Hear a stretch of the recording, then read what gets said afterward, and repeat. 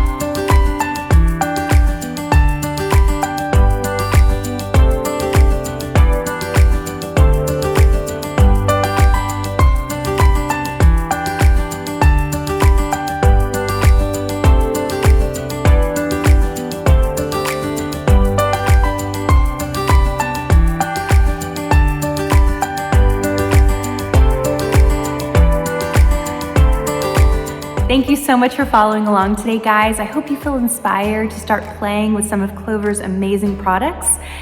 And if you want to see more simple DIYs and tutorials, then please check out my blog, countrypeony.com, or feel free to follow me on Facebook, Instagram, or TikTok. I'd love to have you there. Until next time, happy crafting.